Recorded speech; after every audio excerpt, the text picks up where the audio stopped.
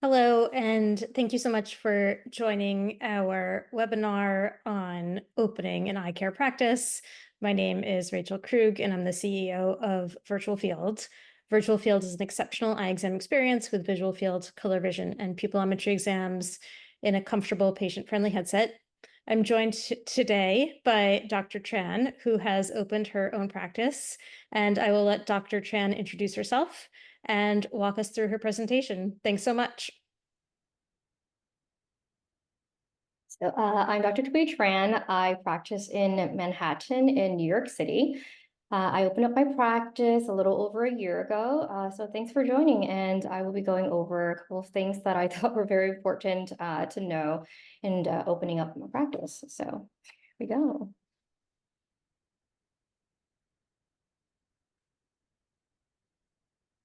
Okay, so these are some of the key factors. Of course, there are so many factors to consider in opening a practice, but I'll go over some of these and what I thought worked out well for me and what I think, I could have done differently, which may be helpful for you. So first thing is, of course, location, right? Location, location, location. Secondly is creating a business plan, assembling a team of professional advisors, very important, hiring employees, investing in equipment, building an optical, providing specialty services, and marketing your practice. So we'll start with the location aspect. I chose to actually open a practice that was close to where I live because I knew the area very well. I knew that there were going to be a lot of young professionals. So very importantly, you need to be able to have some concrete information. So a geospatial analysis and the marketing information report provides you with very concrete data. For example, population, right? So you can go maybe 5 miles, 10, even 20 miles out, depending on where you live. But in Manhattan, we're very, very dense here. So it's good to know what the population is, but also how many optometry practices are nearby. I also thought it was really important to understand what the median household income was. And you can see here the green and the pinks tells us that the patients who live in this area are between 100 to even over 200,000 annual income.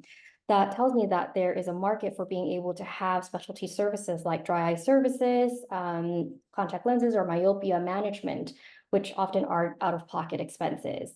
Also understanding what the median age was. I chose not to have a practice that was going to be somewhere where it was just very transient.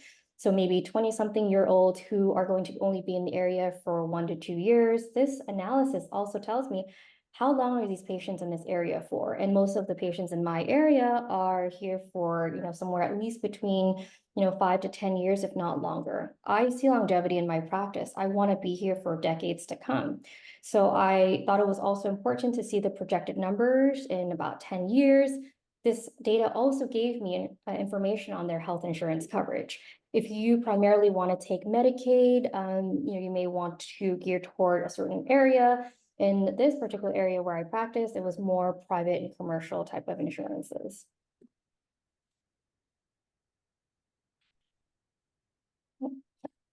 So creating a business plan, there's a lot of information here, and I'm not going to go over everything, but a business plan is really important. It helps you formulate what your vision is and how to be able to communicate that with perhaps a loan officer. They need to know what your vision for success is so that they can also then believe in your business to loan you that amount of money to get your practice started. So assembling a team of professionals. So firstly, I was originally looking into buying over another practice, so I hired my attorney first. The attorney helps protect us. There's so many things in a lease, in a contract, whether you are purchasing a practice or leasing a space. The first deal didn't really go through, so I found a space, really from scratch. I got a real estate broker. Really importantly, you want to have a real estate broker who is going to be on your side, who's going to be negotiating on your behalf. Some of the places that we looked at just had a broker for the landlord. So they're going to negotiate, of course, on the landlord's behalf.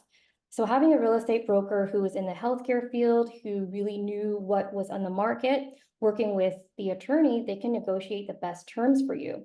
So I built my practice from the ground up. We knocked everything down. And so we really needed to have time, and they were able to negotiate rent concessions for me. What I wish I knew a little bit earlier was to hire an architect early on who was really familiar with the city's plans. That's important because you cannot start construction until you have city permits. So the first architect we hired actually burned about 4 to 6 weeks of our time, and time is money, right? We could not start construction. And I ended up firing that architect, hiring a new person who got us our permits within about a week's time period. So it makes a huge difference.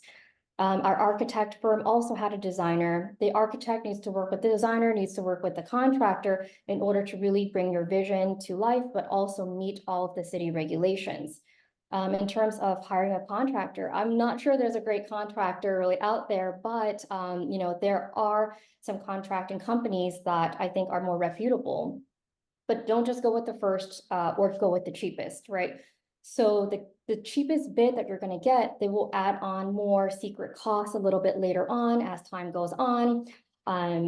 But by having several different bids, you can go back to the negotiating table and really even save tens of thousands of dollars, which is what I did.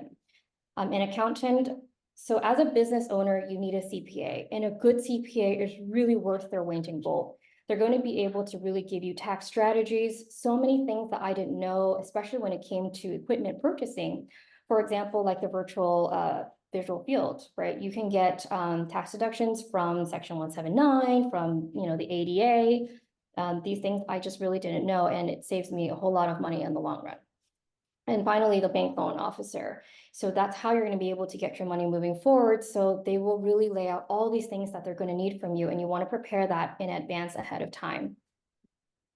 So this is my construction here. You can see the before. It was actually, believe it or not, a Dunkin' Donuts. And here's the after, what my practice looks like. After the full construction and design, it took about 6 months from beginning to end. It's beautiful. Thank you.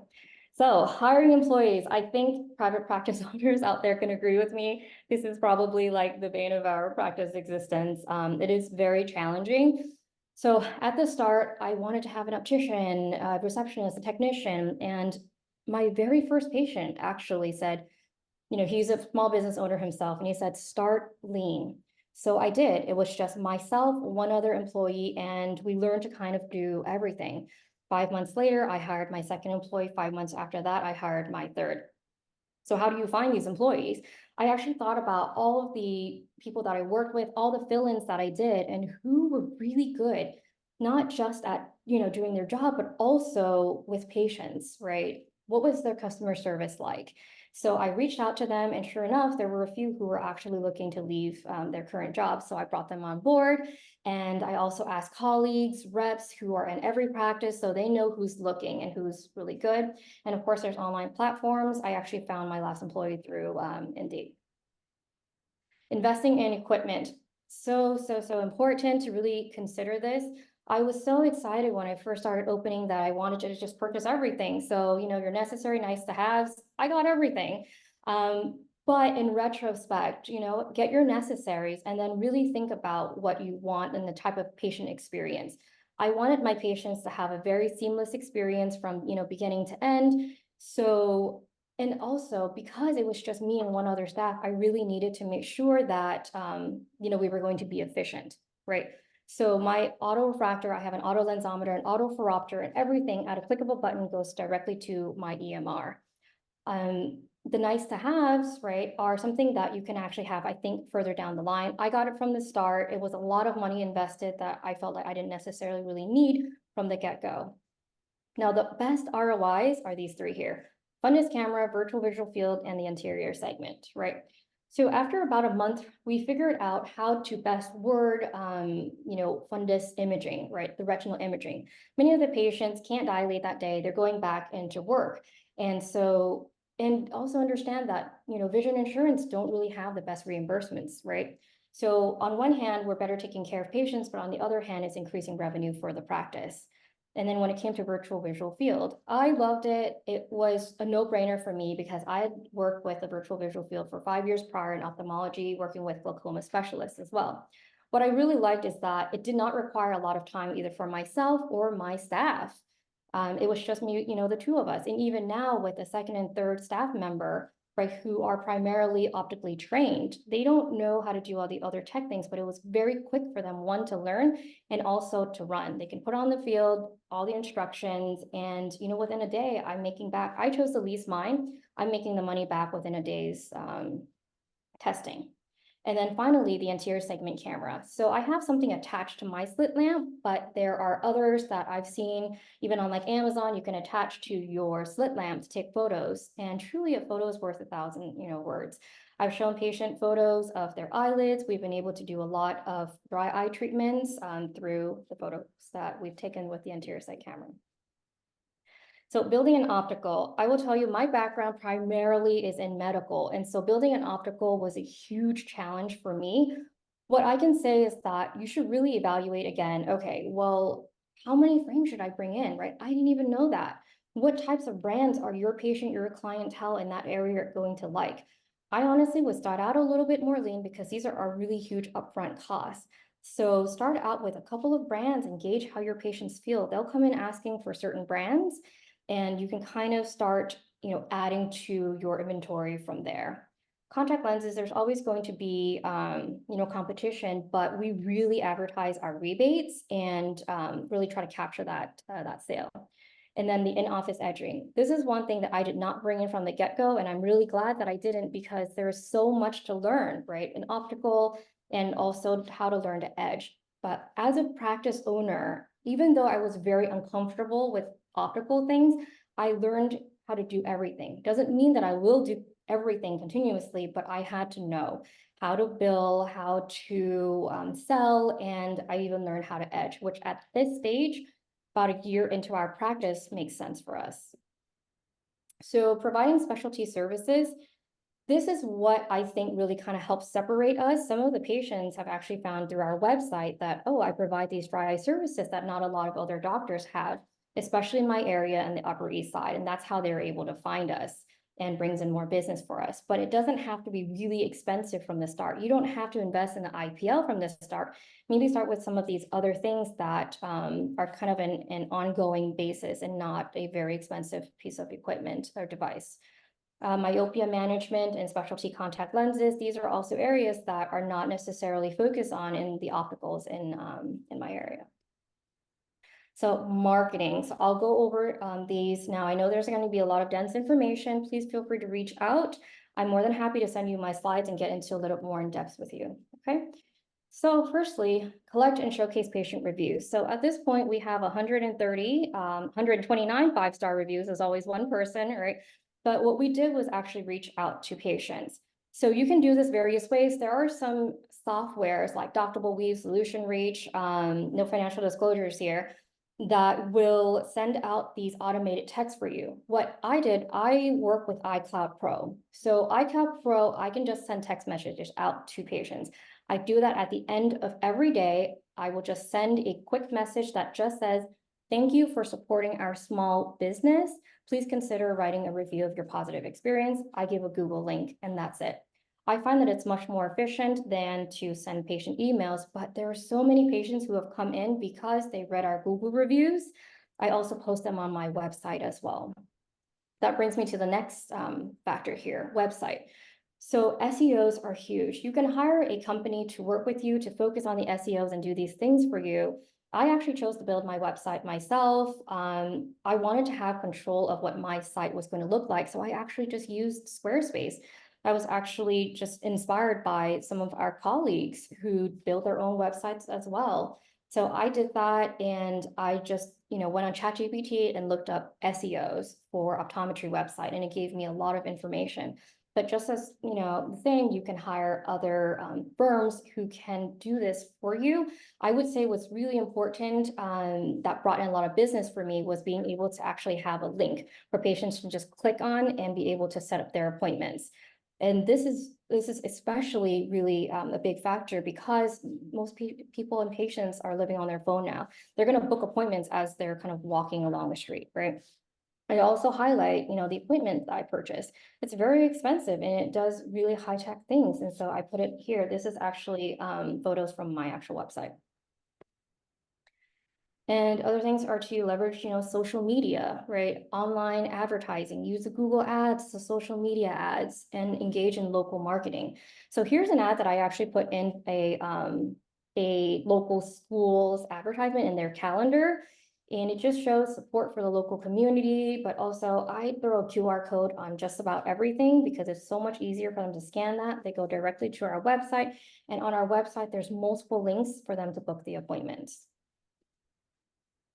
So we also use a booking platform to start, something called ZocDoc, even though there are charges per patient, which I didn't love, but a lot of the patients did show up. So I considered it a marketing fee. It was really great for us to have this at first because our books were virtually empty, right? So it gave us a lot of visibility. Then once the patients came in, I started to ask them, hey, do you have other family members or friends? We're new to the area, and they would refer other people to which we didn't have to pay. So even though I paid for one patient, I might have gotten another 2, 3, 4, or 5 patients from this one particular patient. Direct mail campaign. So there are postcards and flyers that you can send out, but you can actually get these lists. It's a zip code based mailing list that you can get from either USPS or Vistaprint. So really kind of depending on the area, some docs say it doesn't work for them, but I think in my area, it's pretty effective, at least to get it out there, and they're not expensive. And so signage visibility, also very important, especially in a high traffic area, like my office. We're ground floor retail in Manhattan. People are always walking by, but what happens is they're kind of always on their phone, right? So you want to have something that catches their attention. I have and something just as simple as this. I have this on my window. It says the services we offer. And again, you see the QR code there. I can't tell you how much business I've gotten from just this one sign right at my window. Even after hours, it's still working for me. And I printed it out, it was really inexpensive. My signage also is LED lit. So at nighttime, it's lit really bright. And again, it's marketing for us, right? And lastly, maybe something that you may not think about, but the DMV eye care provider database. Patients have to pass their vision test. So they'll look us up, and it's brought us so much business, and it's actually free. All right, so that kind of sums things up. Please let me know if you have any questions. This is my contact information. And again, I'm happy to share my slides or any information if you just reach out to me directly. Okay. Thank you so much, Dr. Tran. That was a great presentation and a great overview. I do have one question myself. Maybe just step back a bit and let us know what inspired you to open your own practice. A great question. So, some days when it's really tough, I ask myself that too, all the time. But you know what? I am reminded that I think a lot of it is about autonomy, right?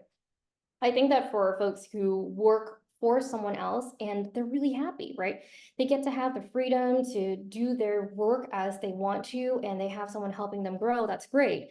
And I think that I did for some time, but there were so many ways in which I felt like my hands were tied. And I really just wanted to have that type of autonomy, see patients the way that I wanted to see them, and really see a lot of my ideas and visions really kind of come to life.